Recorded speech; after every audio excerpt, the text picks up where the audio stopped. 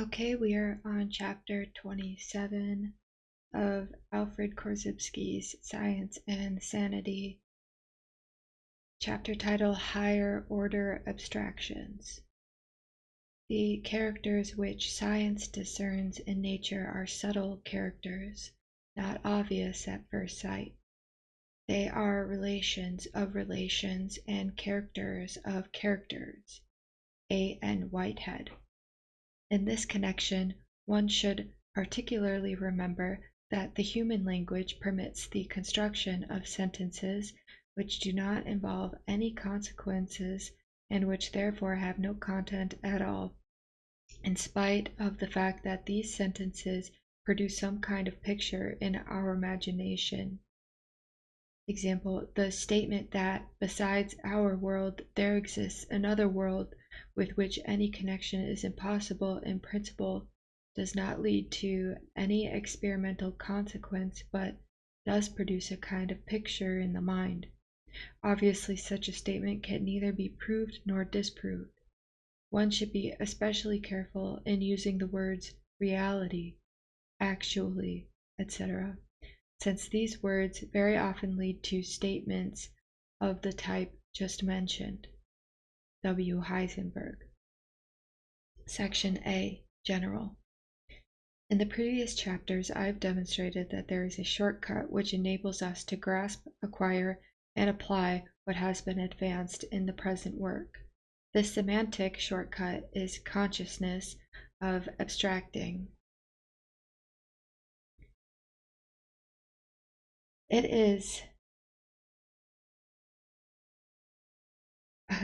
is a psychological attitude toward all our abstracting on all levels, and so involves the coordinated working of the organism as a whole. The use of the structural differential is necessary because some levels are unspeakable. We can see them, handle them, feel them, but under no circumstances can we reach those levels by speech alone. We must therefore have a diagram, by preference in relief form, which represents the empirical structural conditions and which indicates the unspeakable level by some other means than speech.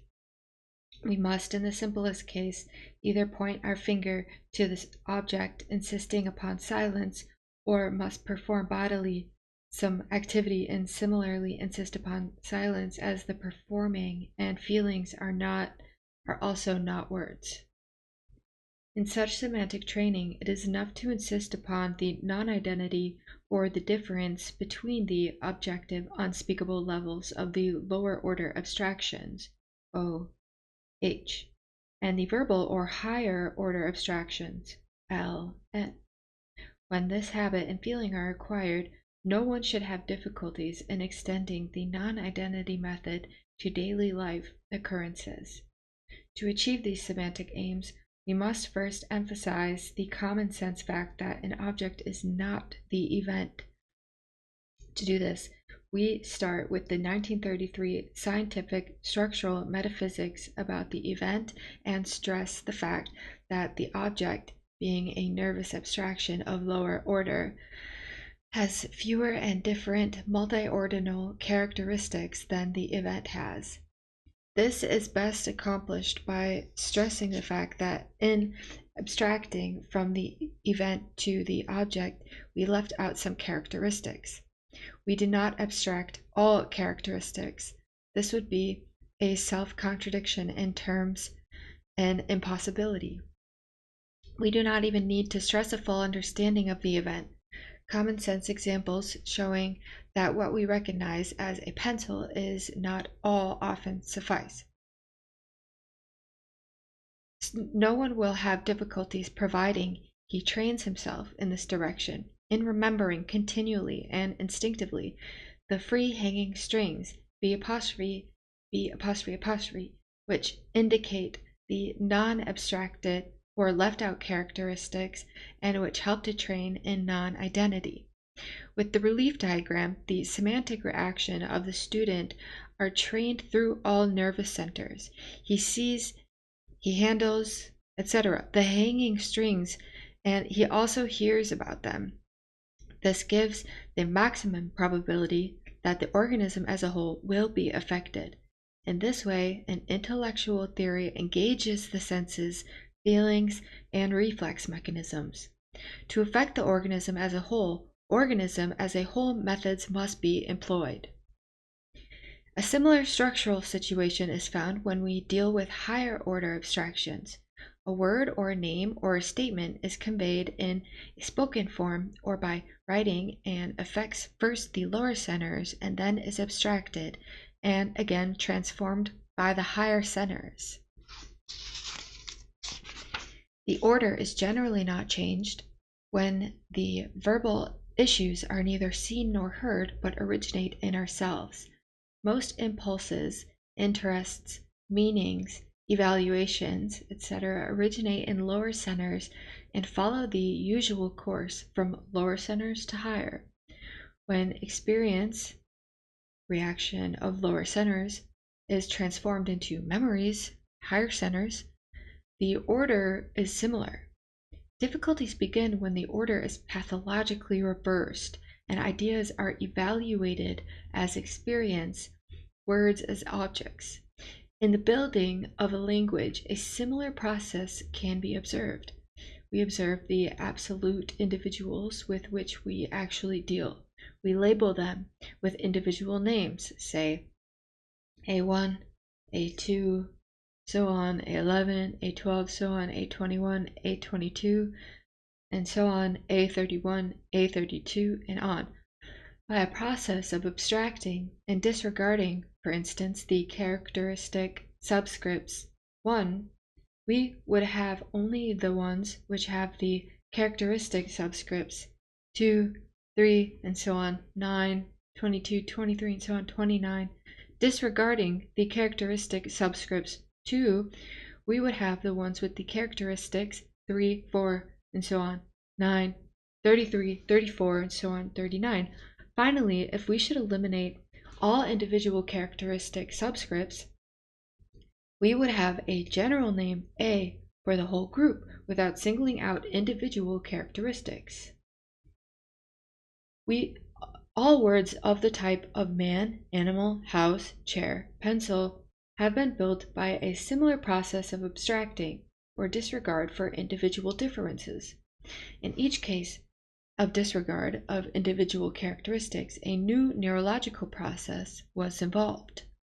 Similarly, with statements about a statement, when we hear a statement or see it in written form, such a statement becomes a stimulus entering through the lower centers, and a statement about it represents in general a new process of abstraction or an abstraction of higher order. It becomes obvious that the introduction of a language of different order of abstractions, although it is not familiar, yet structurally it represents very closely in terms of order most fundamental neurological processes going on in us. As we already know, a natural order has been established by evolution, namely lower order abstractions first, higher next.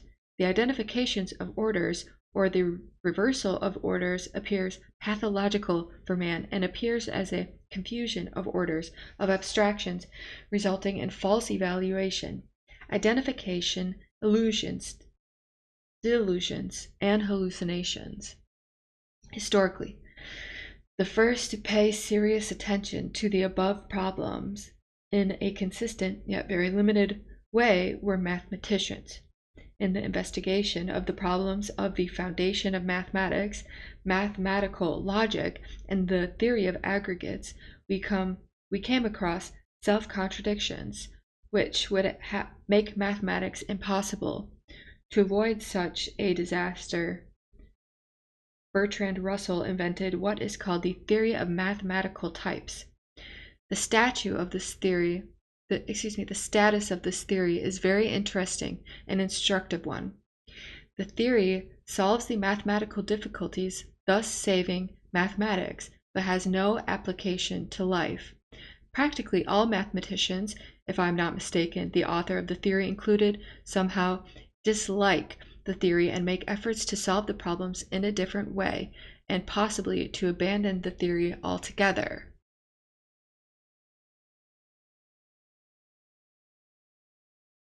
We have already shown that the introduction of a language of different orders of abstractions is structurally entirely justified and physiologically unnatural, as it describes in terms of order the activities of the nervous system. Such facts are important, but if in addition, the introduction of a language of a new non-Aristotelian structure would give us further demonstrable advantages, then the introduction of such a language would become increasingly desirable. Although the majority of mathematicians dislike the theory of types, yet at present this theory is unconditionally necessary for non-self-contradictory mathematics. The author was pleasantly surprised to find that after this non-Aristotelian system was formulated, this simple and natural actional, functional, operational, non-elementalistic theory covers the theory of mathematical types and generalizes it, making the theory applicable not only to the solution of mathematical paradoxes, but to the solution of the majority of purely human and scientific difficulties. One general rule of non-confusion of orders of abstractions and the acquiring of the simple and workable consciousness of abstracting, based on the denial of the is of identity, offers a full structural and semantic solution. This disregard of the issues involved leads fatalistically to the manufacture of endless and unnecessary human sufferings and unhappiness, the elimination of which is one of the main points in a theory of sanity. There is no mystery in 1933 that continuous small painful shocks may lead to serious semantic and physical disturbances. Psychologicians and psychiatrists will find it increasingly difficult to work at their problems if they disregard these semantic issues. Parents and teachers will find simple yet effective structural means for training the reactions of children in sanity, with all the ensuing semantic benefits to the individuals and to society. When Alfred North Whitehead and Bertrand Russell were working at the foundations of mathematics, they came across endless paradoxes and self-contradictions, which of course would make mathematics impossible. After many efforts, they found that all these paradoxes had one general source in the expressions which involved the word all, and the solution was found by introducing non-allness, a semantic forerunner of non-identity. Consider, for example, a proposition about all propositions. They found that such totalities of such all statements were not legitimate, as they involved a self-contradiction to start with. A proposition cannot be made legitimately about all propositions without some restriction, since it would have to include the new proposition which is being made. If we consider a multiordinal term like propositions, which we can manufacture without known limits, and remember that any statement about propositions takes the form of a proposition, then obviously we cannot make statements about all propositions. In such a case, the statement must be limited. Such a set has no total, and a statement about all its members cannot be made legitimately. Similarly, we cannot speak about all numbers. Statements such as a proposition about all propositions have been called by Russell illegitimate totalities. In such cases, it is necessary to break up the set into smaller sets, each of which is capable of having a totality. This represents, in the main, what the theory of types aims to accomplish. In the language of the Principia Mathematica, the principle which enables us to avoid the illegitimate totalities may be expressed as follows. Whatever involves all of a collection must not be one of the collection, or if provided a certain collection had a total, it would have members only definable in terms of that total, then the said collection has no total. The above principle is called the vicious circle principle because it allows us to evade the vicious circles which the introduction of illegitimate totalities involve. Russell calls the arguments which involve the vicious circle principle vicious circle fallacies. As an example, Russell gives the two-valued law of excluded third, formulated in the form that all propositions are true or false. We involve a vicious circle fallacy if we argue that the law of excluded third takes the form of a proposition and therefore may be evaluated as true or false. Before we can make any statement about all propositions legitimate, we must limit it in some way so that a statement about this totality must fall outside this totality. Another example of a vicious circle fallacy may be given as that of the imaginary skeptic who asserts that he knows nothing but is refuted by the question, does he know that he knows nothing? Before the statement of a skeptic becomes significant, he must limit somehow the number of facts concerning which he asserts his ignorance, which represent an illegitimate totality. When such a limitation is imposed, and he asserts that he is ignorant of an extensional series of propositions, of which the proposition about his ignorance is not a member, then such skepticism cannot be refuted in the above way.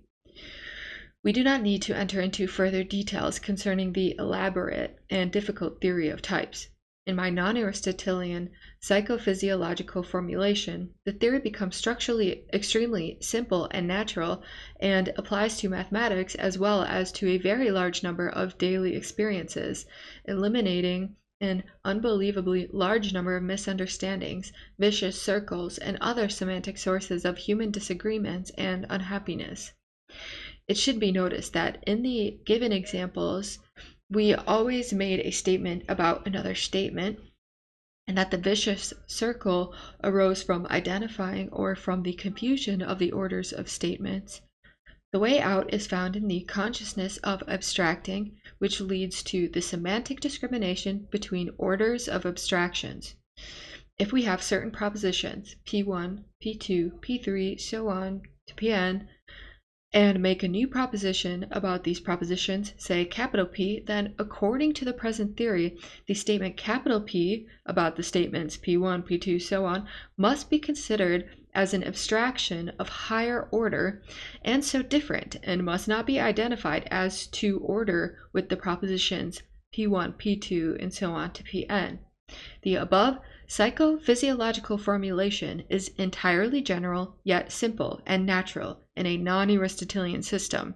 To make this clear, I shall take several statements concerning the theory of types from the Principia Mathematica, shall designate them by PR, shall reformulate them in my language of orders of abstractions, and shall designate them as general semantics, GS. Thus, the vicious circles in question arise from supposing that a collection of objects may contain members which can only be defined by means of a collection as a whole, PR. Objects as individuals and collections of objects obviously belong to a different order of abstractions and should not be confused, GS. A proposition about all propositions, PR. This involves a confusion of orders of abstractions, for if we posit propositions P1, P2 to Pn, then a proposition capital P about these propositions represents a higher order abstraction and should not be identified with them, GS. More generally, given any set of objects, such that if we suppose the set to have a total, it will contain members which presupposes total, then such a set cannot have a total. By saying that a set has no total, we mean primarily that no significant statement can be made about all its members, PR. A set of statements of objects or elements or the like, and a statement about them belong to different orders of abstractions. It should not be confused, GS. In the language of Wittgenstein, no proposition can say anything about itself because the propositional sign cannot be contained in itself. That is the whole theory of types. In the language of the present general semantics, a statement about a statement is not the same statement, but represents by structural and neurological necessity a higher order of abstraction and should not be confused with the original statement. Similar reformulations apply to all cases given in the Principia Mathematica, and so it becomes evident that the present theory covers a similar ground as the theory of types, and also covers an endless list of daily life applications which are of crucial semantic importance in a theory of sanity. We must stress here a simple, natural, and single semantic law of non-identity which covers all confusions of orders of abstraction. This one rule and training teach us not to confuse the higher orders with the lower, not to identify words with objects, not to objectify, as well as not to confuse higher abstractions of different orders. The generality and structural simplicity constitute an argument in favor of the present non-Aristotelian system. It is easier to teach a single, simple, and natural rule, which covers a vast field of semantic sources of human difficulties. For when the rule is explained and the learner is trained with the structural differential, the semantic problem resolves itself simply into the showing with one's finger different orders of abstractions and insisting that this is not this.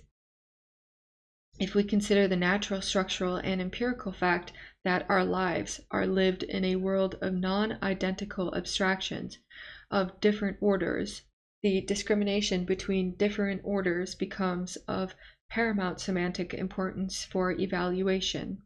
Under such conditions, we should become thoroughly acquainted with the mechanism of these different orders of abstractions. We should notice first that the language of the Principia Mathematica is Aristotelian and involves the is of identity. Such a language leads to identifications and to confusions and makes simple issues difficult and perplexing. The term class is very confusing. What do we mean by this term? In life, we have and deal with individuals on objective, unspeakable levels. If we take a number of individuals, we have a number of them, yet they are all remain individual. If we produce an abstraction of higher order so that the individuality of each member is lost, then we have an abstraction of a higher order, idea in the old language, but no more the absolute individuals of our collection. The term class is in this respect seriously confusing, as it tends to conceal a simple experimental fact and leads to confusion of the order of abstractions if the multiordinality of the term class is not formulated. Many critics and reviewers of the Principia Mathematica somehow feel this to be so, but their criticisms are not bold enough and do not go to the roots of the Aristotelian semantic difficulty. They do not pay attention to the Aristotelian logical, philosophical, and psychological elementalistic method and language involving the is of identity in which the introduction of the Principia is written. Dr. Alonzo Church is the first, as far as my knowledge goes, to suggest that following piano numbers should be defined in the language of abstractions. He does not carry his analysis further, however, and does not state that it involves a language of entirely different non-Aristotelian structure. If we abandon the term class and accept the language of abstractions of different orders, then we are led to the rejection of the is of identity and to the present system, of which the theory of mathematical types becomes a necessary part. The problems of class cease to be an assumption, as the different orders of abstractions are descriptions of experimental facts, and so the axiom of reducibility becomes unnecessary. In my language, this axiom is also an Aristotelian description of the experimental fact that we can abstract in different orders. Section B. Multiordinal terms. In the examples given in Section A, we used words such as proposition, which were applied to all higher order abstractions. We have already seen that such terms may have different uses or meanings if applied to different orders of abstractions. Thus originates what I call the multiordinality of terms. The word yes, no, true, false, function, property, relation, number, difference, name, definition, abstraction, proposition, fact, reality, structure, characteristic, problem, to know, to think, to speak, to hate, to love, to doubt, cause, effect, meaning, evaluation, and an endless array of the most important terms we have, must be considered as multiordinal terms. There is a most important semantic characteristic of these multiordinal terms, namely that they are ambiguous or infinitely valued in general, and that each has a definite meaning or one value only and exclusively in a given context when the order of abstraction can be definitely indicated. These issues appear extremely simple and general, a part and parcel of the structure of human knowledge and of our language. We cannot avoid these semantic issues, and therefore the only way left is to face them explicitly. The test for the multiordinality of a term is simple. Let us make any statement and see if a given term applies to it. True, false, yes, no, fact, reality, to think, to love. If it does, let us deliberately make another statement about the former statement and test if the given term may be used again. If so, it is a safe assertion that this term should be considered as multiordinal. Anyone can test such a multiordinal term by himself without any difficulty. The main point about all such multiordinal terms is that, in general, they're ambiguous, and that all arguments about them, in general, lead only to identification of orders of abstractions and semantic disturbances, and nowhere else. Multiordinal terms have only definite meanings on a given level and in a given context.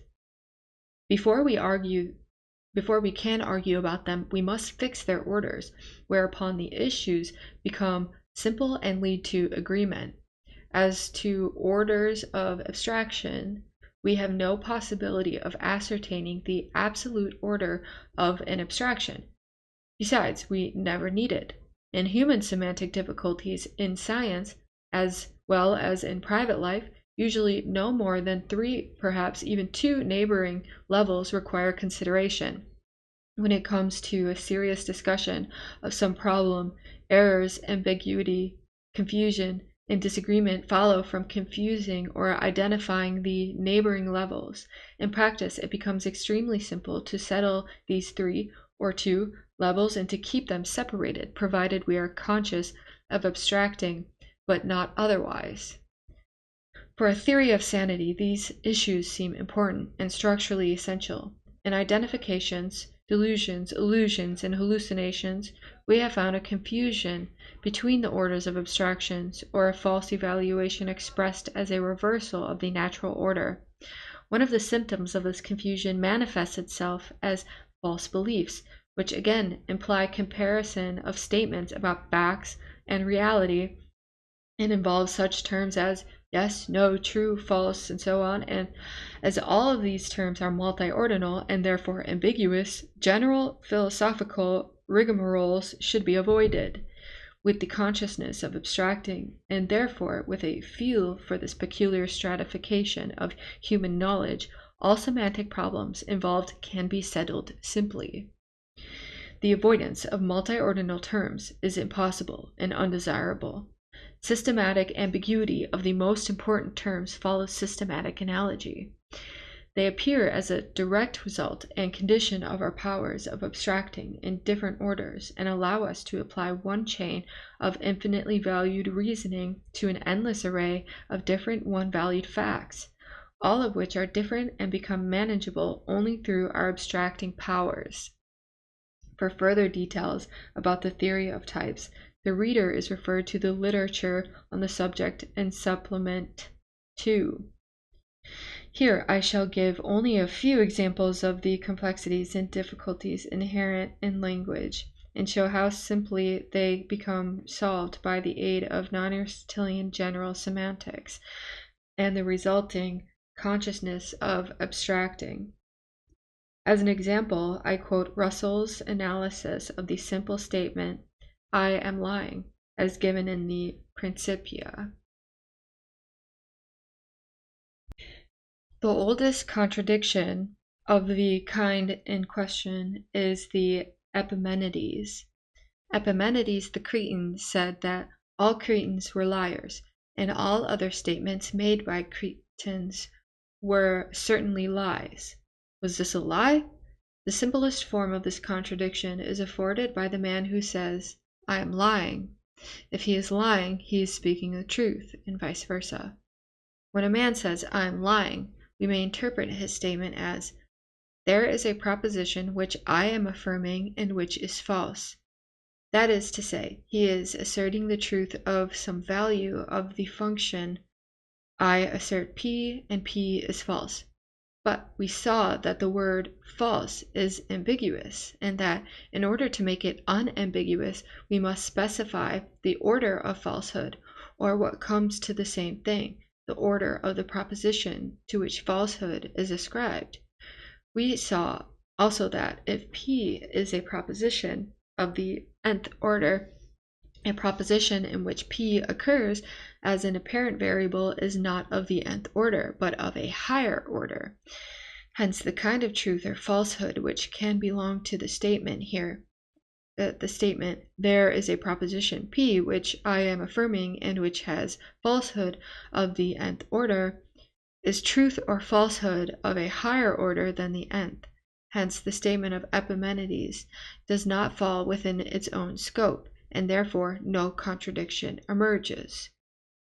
If we regard the statement, I am lying, as a compact way of simultaneously making all the following statements, I am asserting a false proposition of this first order, I am asserting a false proposition of the second order, and so on, we find the following curious state of things. As no proposition of the first order is being asserted, the statement, I am asserting a false proposition of the first order, is false. This statement is of the second order, hence the statement, I am making a false statement of the second order, is true.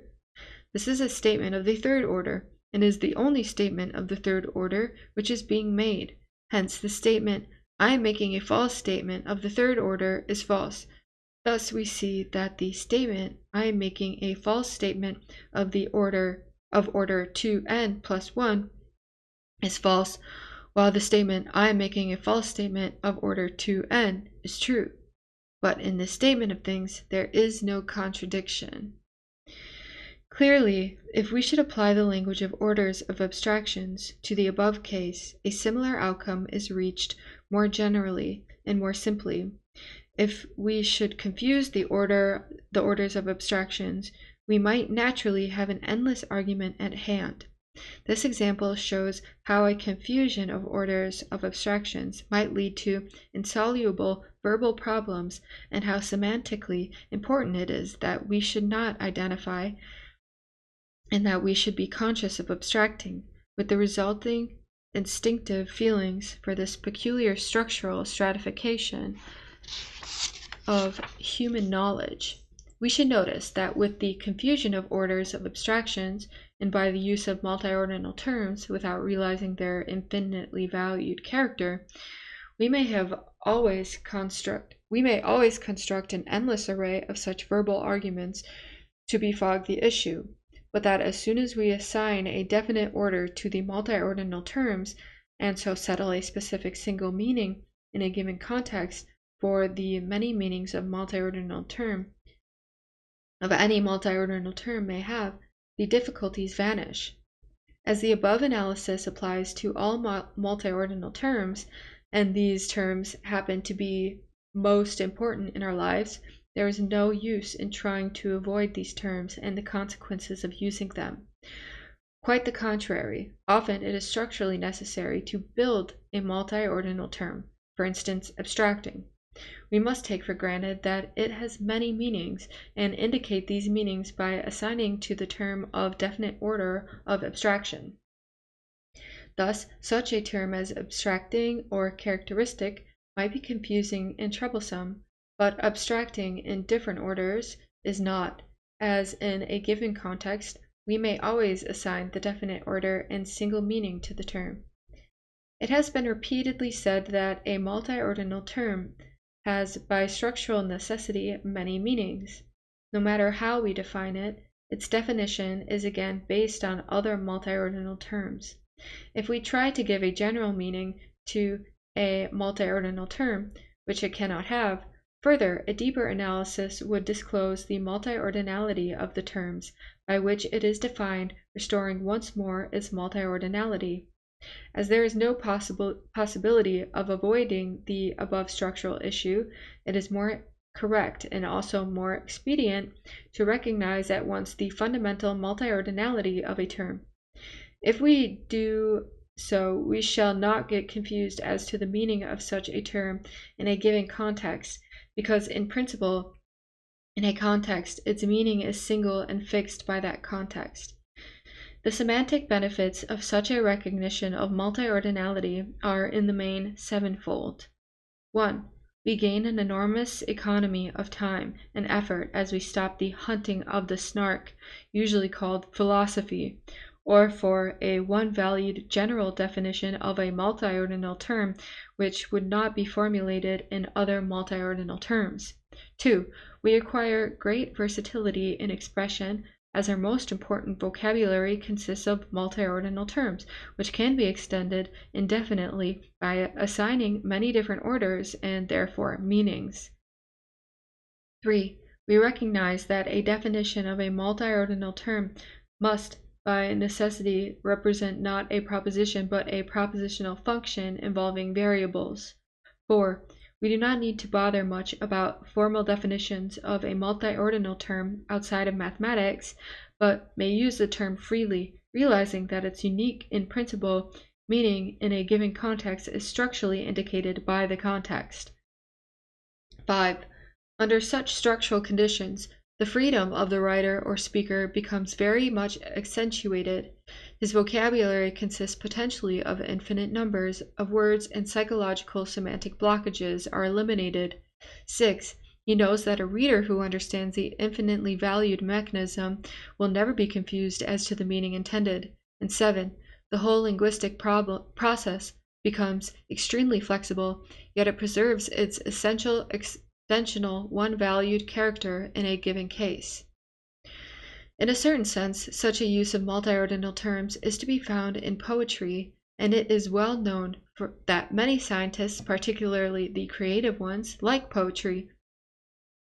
Moreover, poetry often conveys in a few sentences more of lasting values than a whole volume of scientific analysis.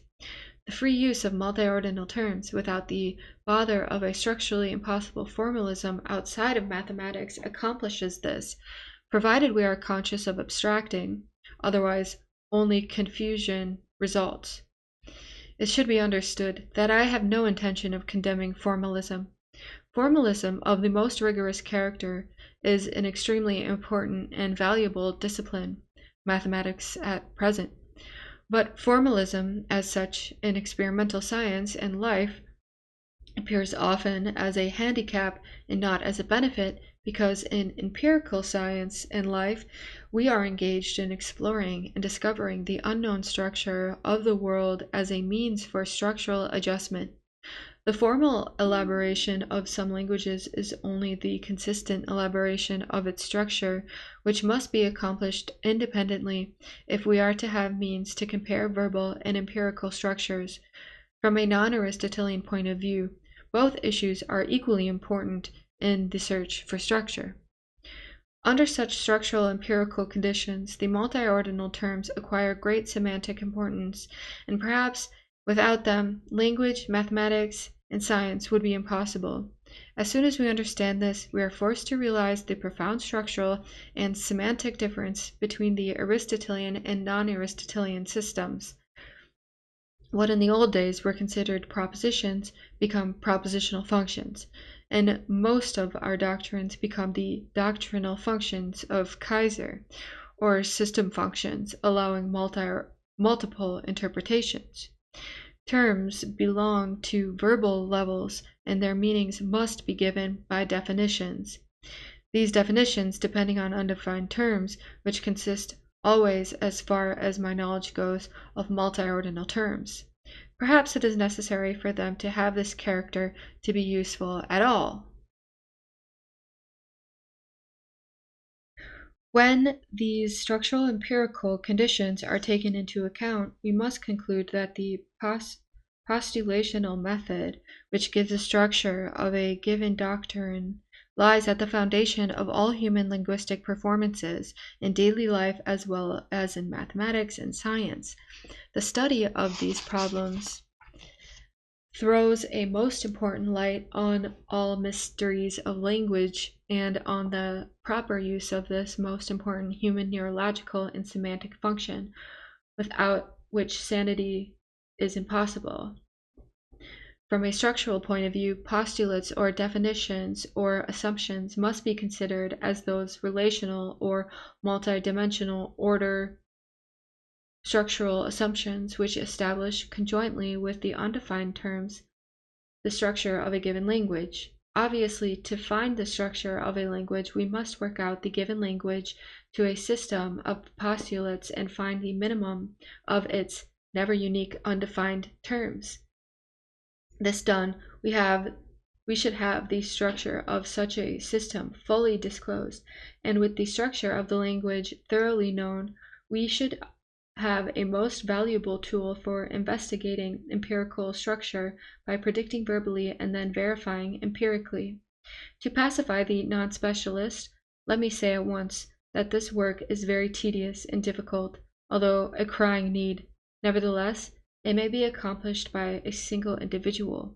Because of the character of the problem, however, when this work is done, the semantic results have always proved thus far, and probably will continue so, quite simple and comprehensible to the common sense, even of a child. One very important point should be noted.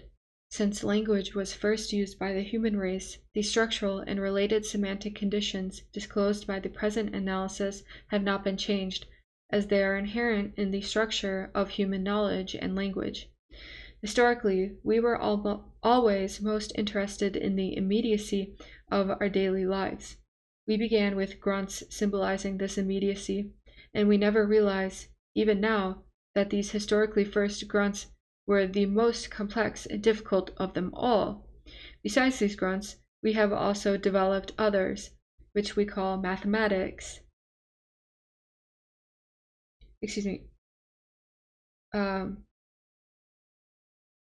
Besides these grunts, we have also developed others, which we call mathematics, dealing with and elaborating a language of numbers, or as I define it semantically, a language of two symmetrical and infinitely many asymmetrical, unique, specific relations for exploring the structure of the world, which is at present the most effective and the simplest language yet formed.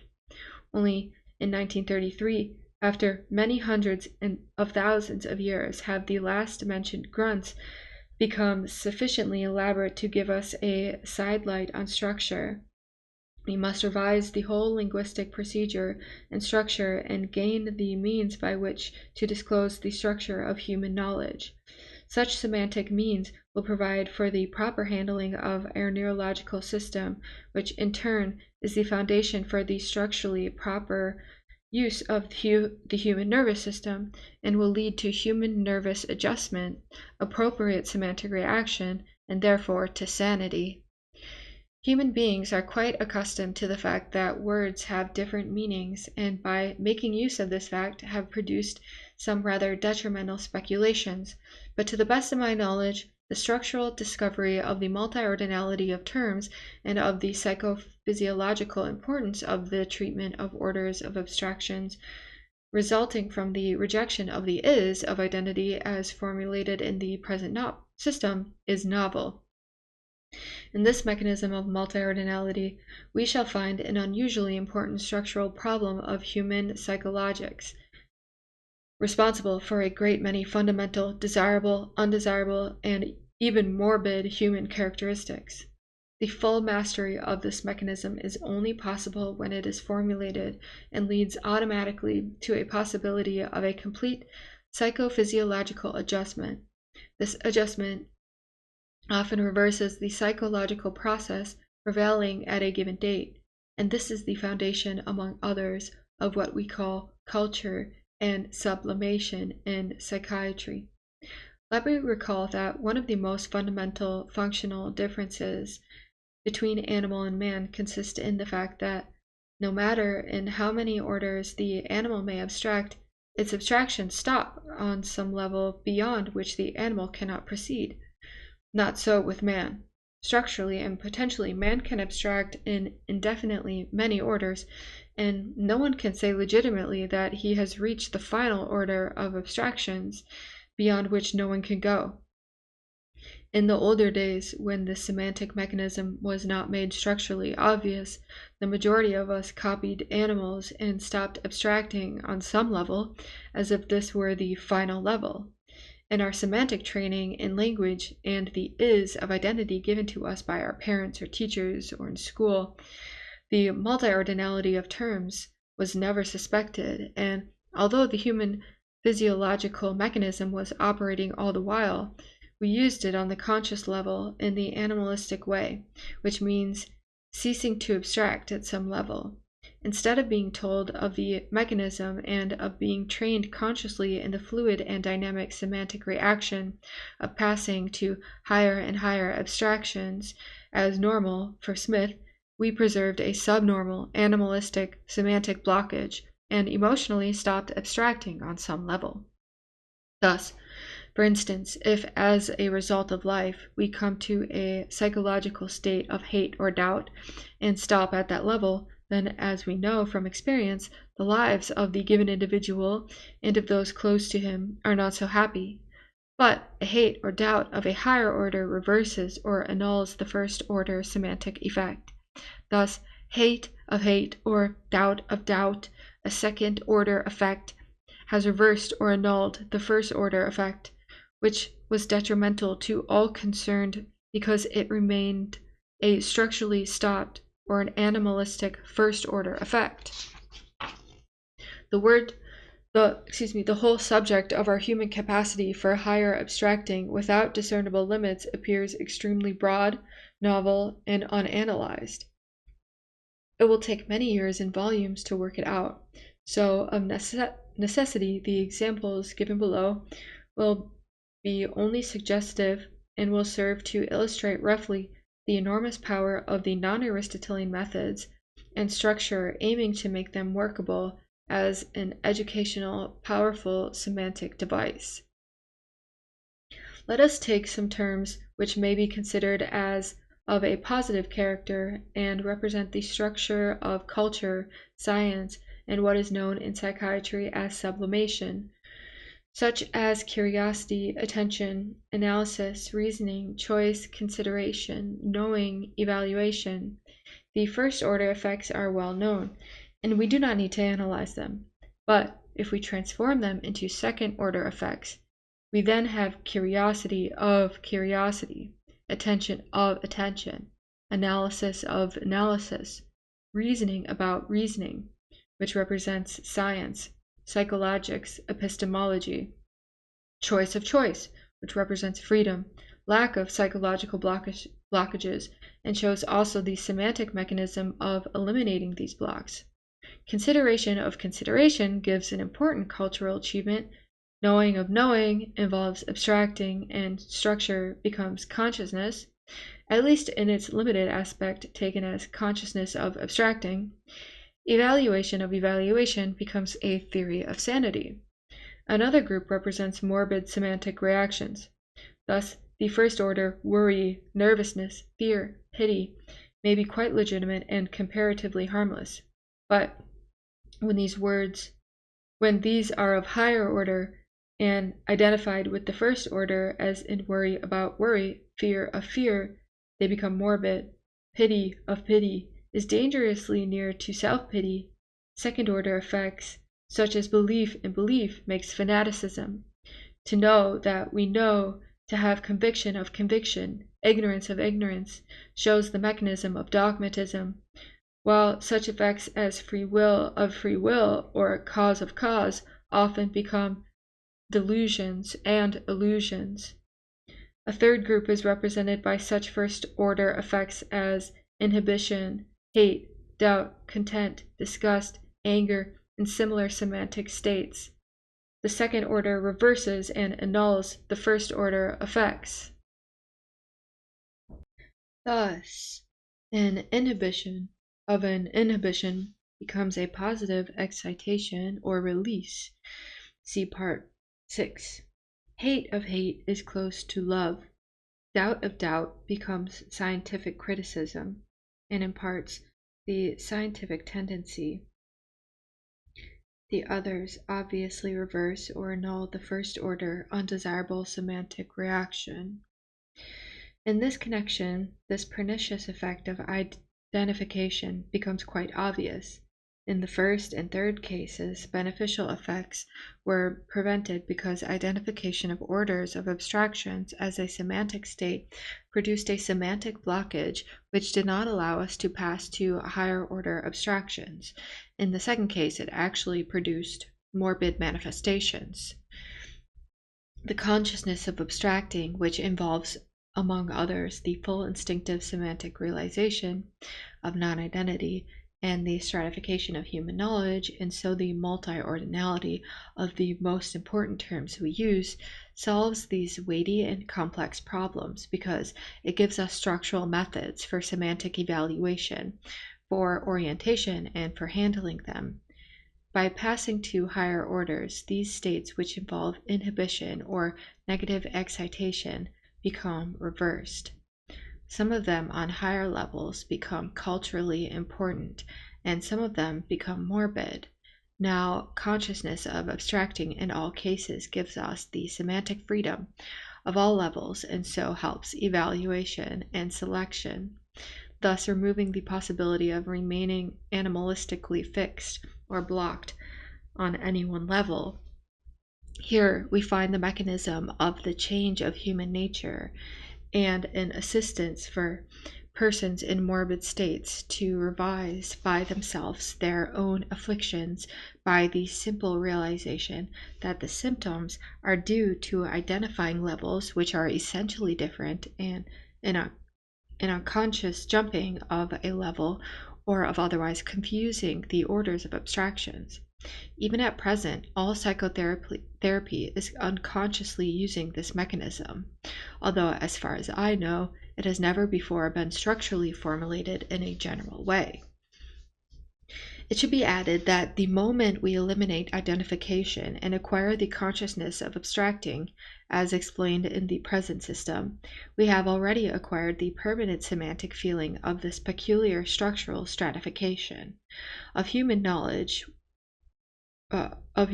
which is found in the psychologics of the differential and integral calculus and mathematics, similar in structure to the world around us, without any difficult mathematical technique. Psychologically, both mathematics and the present system appear structurally similar, not only to themselves, but also to the world and our nervous system, and at this point it departs very widely from the older systems. Let me give an example of how the recognition of order of abstractions clears up semantic difficulties. I recall vividly an argument I had with a young and very gifted mathematician. Our conversation was about the geometries of Euclid and Lobachevsky, and we were discussing the dropping and introduction of assumptions.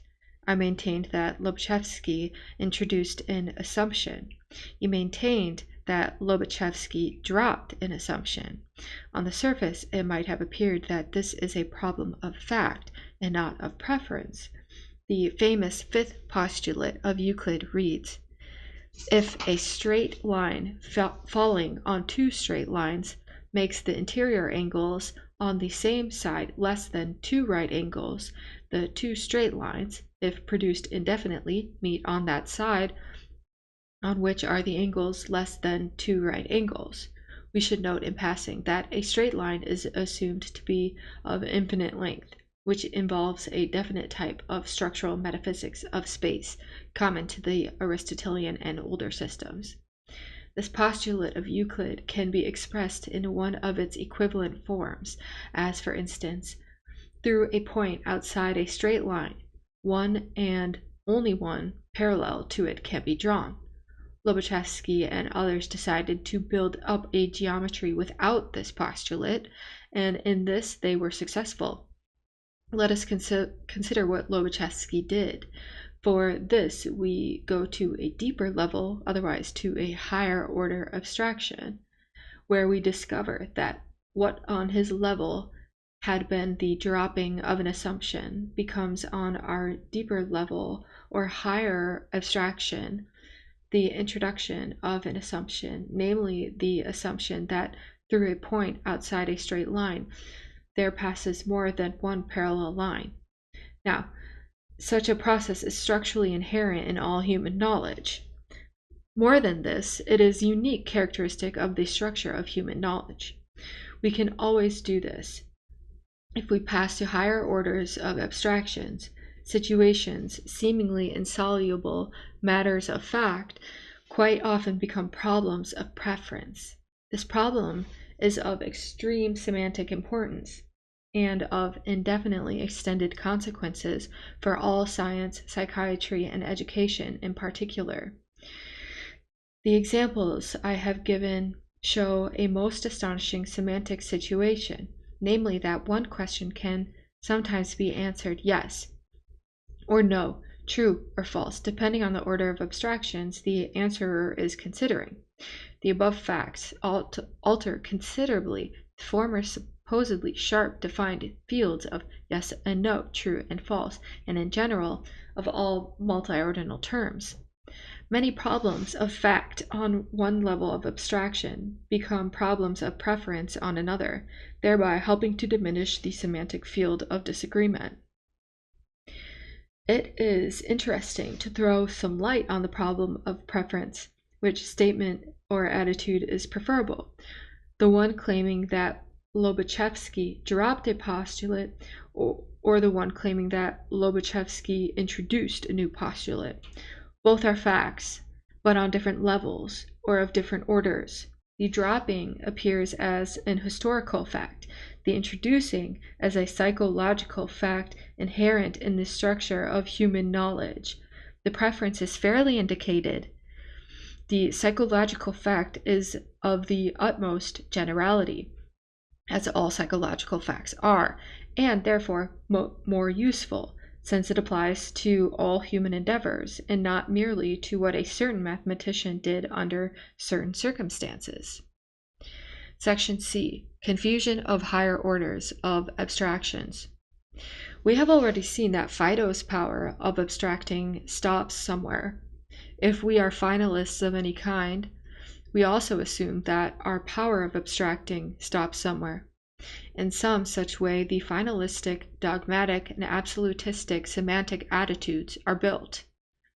If, however, by the aid of the structural differential, we train the semantic reaction of our children in non-Aristotelian non-identity and the inherent stratification of human knowledge and power of abstracting, we facilitate the passing to higher order abstractions and establish flexible semantic reactions of full conditionality, which are unique for Smith and of great preventive and therapeutic value.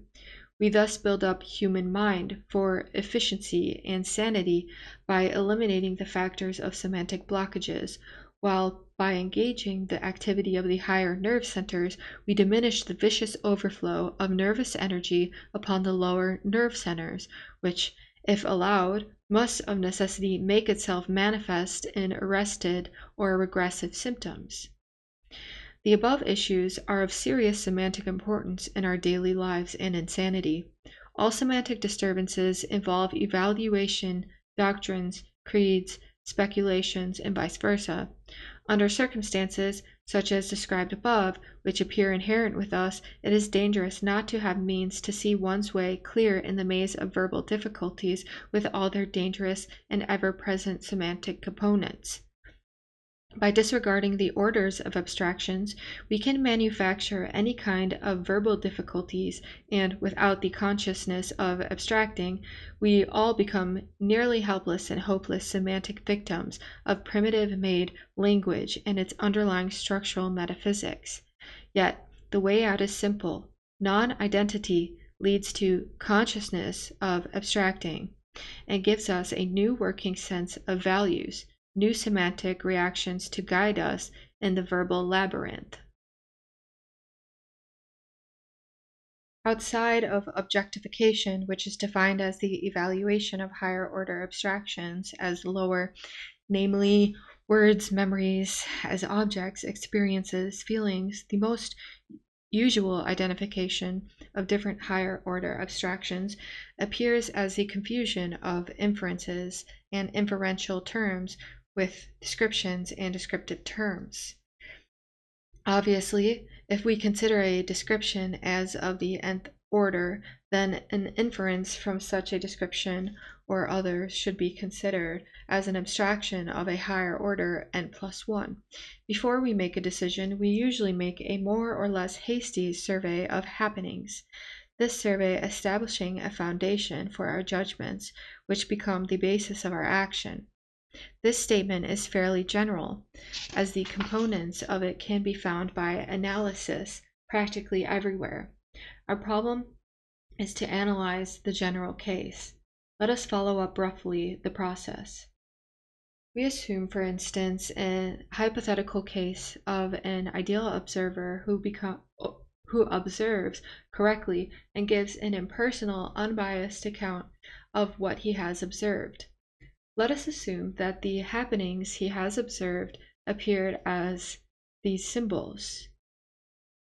And then a new happening, a new symbol, occurred. At this level of observation, no speaking can be done, and therefore I use various fanciful symbols and not words. The observer then gives a description of the above happenings. Let us say A, B, C, D, and so on to X. Then he makes an inference from these descriptions and reaches a conclusion or forms a judgment Aristotelian about these facts. We assume that facts unknown to him, which always exist, are not important in this case. Let us assume also that his conclusion seems correct and that the action which this conclusion motivates is appropriate. Obviously, we deal with at least 3 different levels of abstractions: the seen, experienced, lower order abstractions, unspeakable, then the descriptive level, and finally the inferential levels. Let us assume now another individual, Smith 1, ignorant of structure or the orders of abstractions, of consciousness, of abstracting, of semantic reaction, a politician or a preacher, let us say, a person who habitually identifies, confuses his orders, uses inferential language for descriptions, and rather makes a business out of it. Let us assume that Smith 1 observes the same happenings. He would witness these happenings. I interject, you can't read this book out loud. And the new happening, this new symbol, would appear new to him. The happenings of the older symbols he would describe in the form of A, B, C, D, and on, from which fewer descriptions he would form a judgment, reach a conclusion, B, which means that he would pass to another order of abstractions. When the new happening, the new symbol occurred, he handles it with an already formed opinion, B, and so his description of this happening, of that new symbol, is colored by his older semantic reactions and no longer the X of the ideal observer, but B, X equals Y. This description of facts would not appear as the A, B, C, D, and on to X of the ideal observer, but the A, B, C, D, and on to B of X equals Y. Next, he would abstract on a higher level, form a new judgment about facts A, B, C, D, and B of X equals Y, let us say C. We see how the semantic error was produced. The happenings appeared the same, yet the unconscious identification of levels brought finally an entirely different conclusion to motivate a quite different action, C''. A diagram will make this structurally clearer, as it is very difficult to explain this by words alone. On the structural differential, it is shown without difficulty. You have to see this. I can't read it out loud. Seen happenings, unspeakable. First order abstractions are the symbols. Description. Second order of abstraction, putting a name to the symbols. Inferences, conclusions, and whatnot. An abstraction of the symbol and the name. Creeds and other semantic reactions. An abstraction of that abstraction. And then action. The ideal observer is the first diagram, and Smith 1 is the second diagram. Let us illustrate the foregoing with two clinical examples. In one case, a young boy persistently did not get up in the morning. In another case, a boy persistently took money from his mother's pocketbook. In both cases, the actions were undesirable. In both cases, the parents unconsciously identified the levels X was identified with B of X and confused their orders of abstractions. In the first case, they concluded that the boy was lazy. In the second case, that the boy was a thief. The parents, through semantic identification, read these inferences into every new description of forthcoming facts, so that the parents' new facts became more and more semantically distorted and colored in evaluation, and their actions more and more detrimental to all concerned.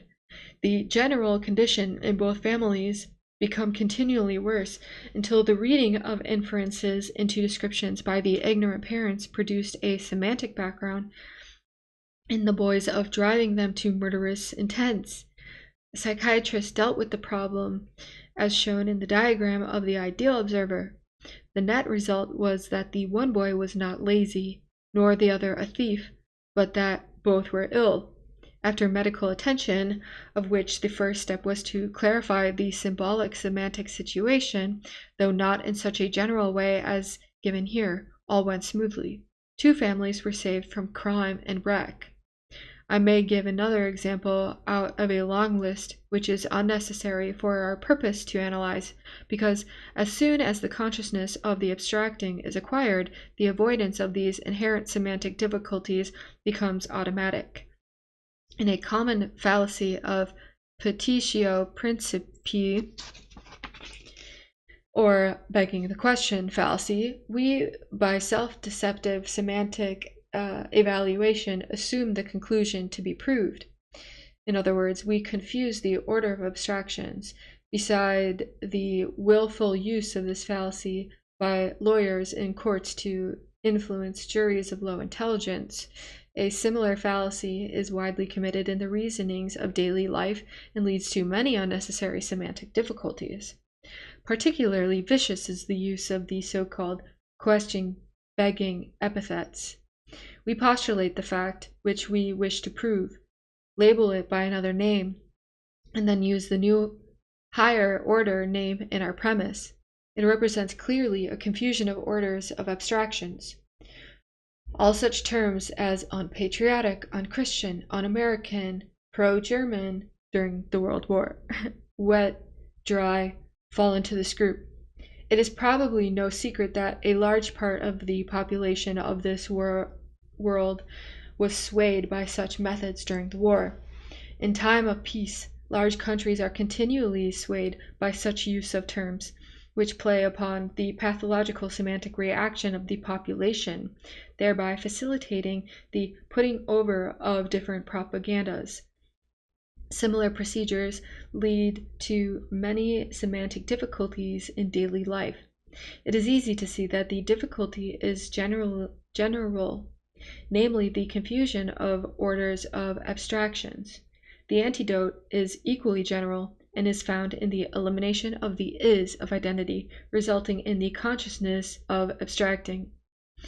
It should be noticed that these pathological reactions have long been known and that they are extremely general. We are told about them in schools under the name of logical fallacies. disregarding their semantic character, and so it is practically impossible to eliminate them or to apply the wisdom we are taught. It is not difficult to see why this should occur. In the older days, all the wisdom was taught to us by purely intellectual, verbal, classical, Aristotelian, and elementalistic methods. We had no simple psychophysiological method of complete generality which could be taught in a non-elementalistic way affecting all nerve centers. It is known how difficult it is to change human nature, which simply means that the older verbal educational methods could not properly affect the lower centers.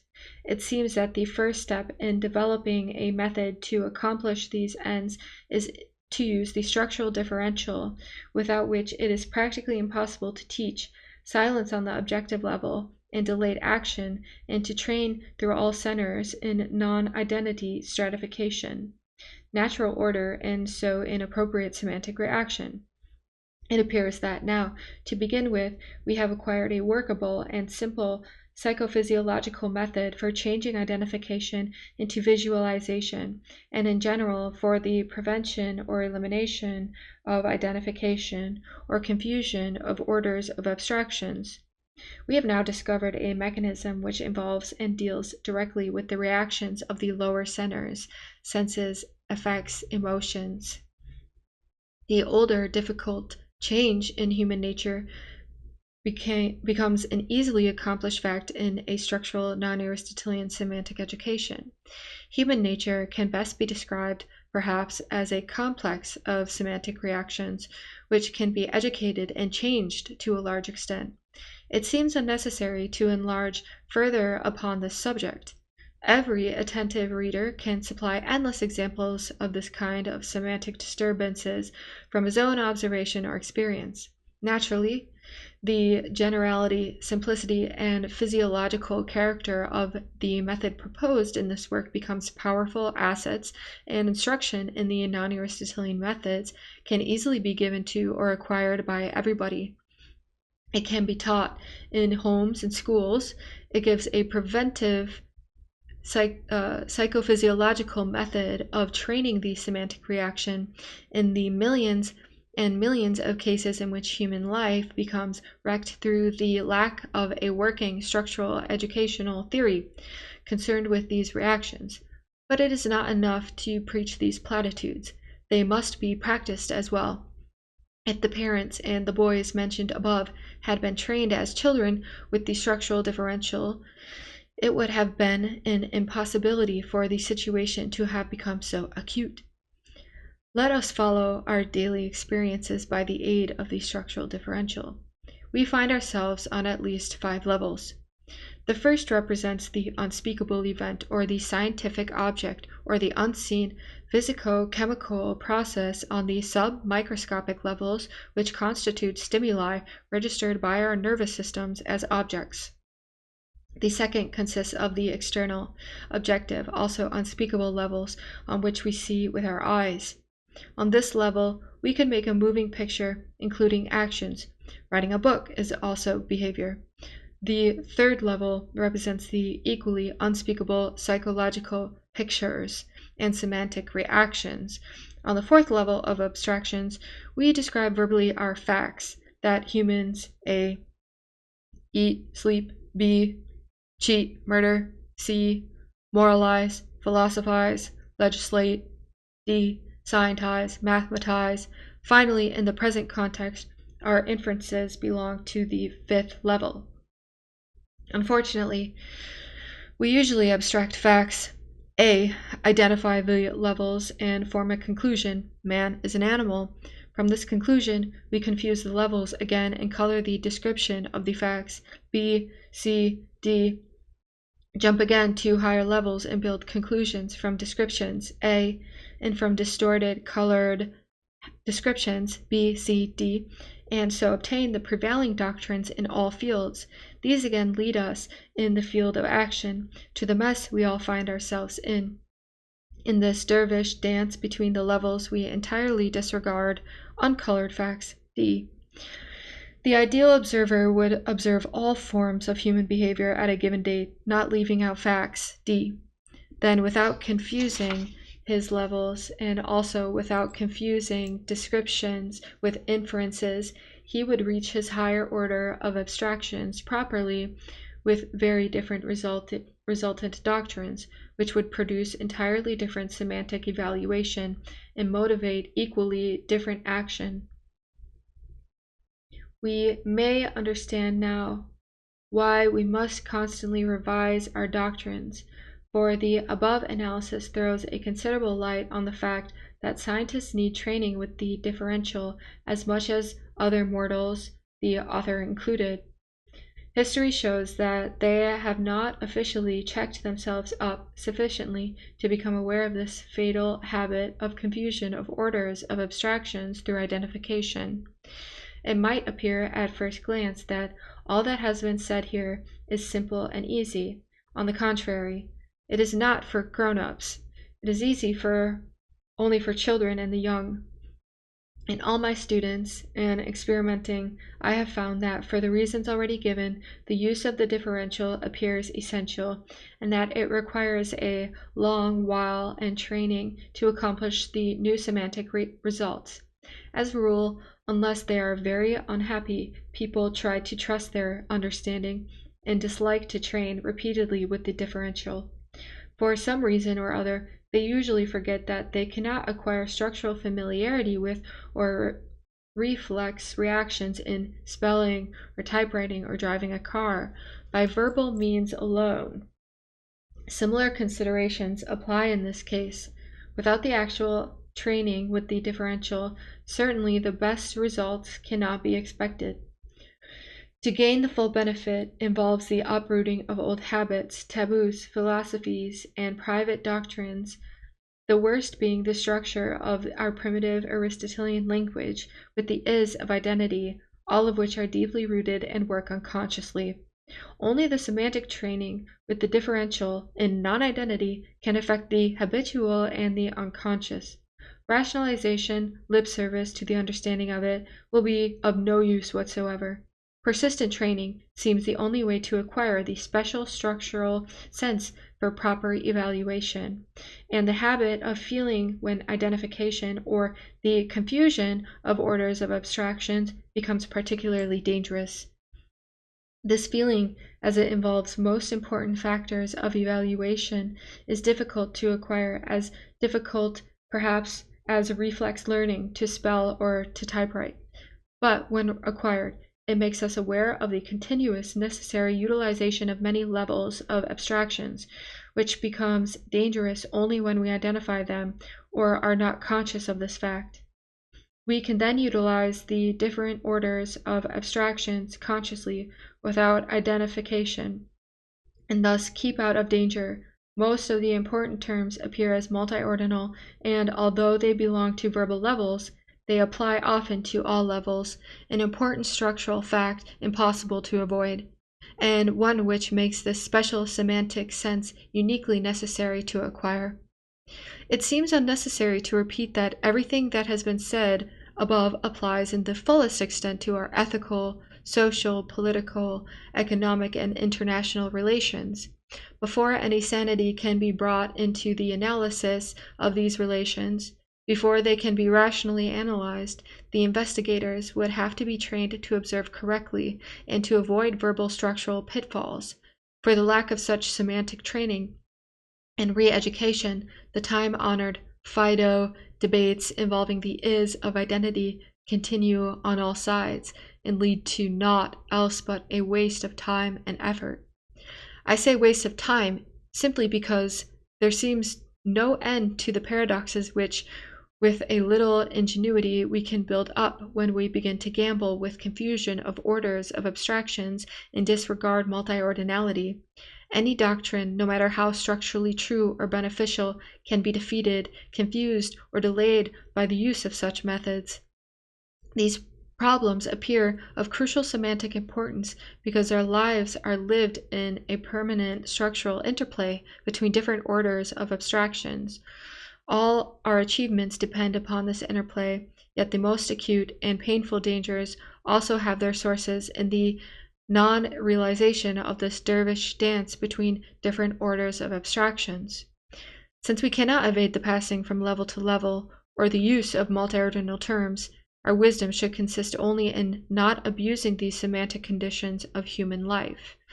As we must do that, let us do it, but let us not identify the orders, and thus let us evade the dangers. Consciousness of abstracting gives us the complete psychophysiological solution of this complex situation, as it allows us to have the psychological benefits and to avoid the dangers by the use of physiological means. In conclusion, I must stress once more the importance of the structure of the language in which we analyze any given problem.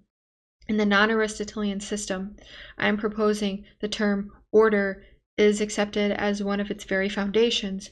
In 1933, we know that as words are not the things spoken about, structure and structure alone becomes the only possible content of knowledge. In the search for structure, the only possible aim of science. If we try to define structure, we can do so in terms of relations and multidimensional order. The recent advances of science show beyond doubt that the day will come when all science will be formulated in terms of structure, and therefore of physics, and physics formulated as a form of multidimensional geometry based on multidimensional order, giving us ultimately multiordinal structure. The application of the term order, which involves physiological as well as semantic mechanisms of evaluation to the analysis of human behavior, has led me to the present non-Aristotelian system and the investigation of the structure of language. The discovery that some of the most important terms we use appear multiordinal, a character concealed by the is of identity, has disclosed to us a most vital and inherent psychological mechanism, responsible in humans for many most desirable, many undesirable, and many morbid human characteristics. It's disclosed also the psychological structure of these characteristics, and so we have obtained physiological means by which to enhance the development of desirable characteristics and to prevent or transform the others. Further analysis has discovered a natural survival order in evaluation. The first event, the object next, the object first, the label next, description first, inferences next, in inherent importance.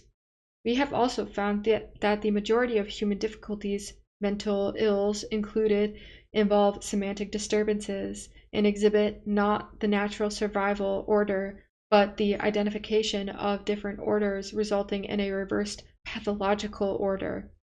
It is important in this book to review the data of psychiatry from the non-Aristotelian point of view, as this would require a separate large volume, which I hope will be written someday, but anyone can verify the statements made above by himself from clinical literature, and also by analyzing his own or other persons' life difficulties, quarrels, disagreements, which generally involve quite unnecessary sufferings. Psychotherapeutic literature shows abundantly that the success of the physicians depends mostly on reversing the pathological reversed order in a given field, and so restoring the natural order in the semantic reaction. It is easily verified that in most cases, when mental illness originated through different life experiences, these would have affected very little, if at all, a child or an adult who was conscious of abstracting and whose nervous processes and corresponding semantic states followed the natural order. With the aid of the structural differential and a non-Aristotelian language of new structure, it is easy to train the semantic reaction of an infant, a child, or a young person, and possible through much more difficult to train a grown-up in the natural order. Such a training becomes a potent preventive structural physiological method, as it eliminates the psychological states of identification or reversed order, both of which represent the raw semantic material out of which future nervous disorders are produced. The non-elementalistic term order is equally applicable in life and science, gives us in 1933 the simplest structural common base, and allows us to attempt the formulation of a science of man, which ultimately becomes a theory of sanity. a consequence of a non-Aristotelian system. It should be recalled that order is accepted in the present system as undefined and fundamental, yet its use is easily explained by the aid of the term between and can be shown and applied in reference to empirical structures. If we can formulate a method which, through the application of a psychophysiological term such as order and a simple device such as the training of a semantic reaction in the natural survival order or reversing the pathological reversed order, includes the mechanism of non-identity and one of the most important human nervous functionings. Such a method becomes, because of its structural simplicity and physiological character, may be expected to prove very workable. I desire to stress most emphatically the very important general, impersonal, preventive, semantic, reflex character of such a method. In actual life, we deal for the most part with persons who are mentally or nervously disturbed in different degrees. We could eventually divide them for our purpose into two groups. One, those who do not want to improve or get well, but who somehow like their fictitious worlds and the maladjustments connected with them. 2. Those who genuinely want to get over their difficulties. In general, it is extremely difficult or impossible to achieve anything at all with the first group. The second group is greatly helped if we give them means to work by themselves at their problems. Very often, it is most effective to explain to them this simple natural order, identification, and reversed order mechanism, the multiordinality of terms, and so give them a definite psychophysiological symptom to struggle against. These symptoms of identification or reversed order in their generality and structural neurological fundamentality underlie the process of formation of practically all known semantic difficulties of evaluation. The reader should not assume that it is always possible to eliminate identification and so achieve this coveted natural order or the reversal of the reversed pathological order, but whenever this is possible, the person is relieved in a great many psychological fields. The simplicity and generality, the physiological and structural character of this method seems its main recommendation, particularly as a preventive measure or semantic training for sanity. The training is a laborious process requiring great persistence, but to my knowledge, very few trainings are easy, and perhaps none leads to more important results than does this one. And that concludes this chapter.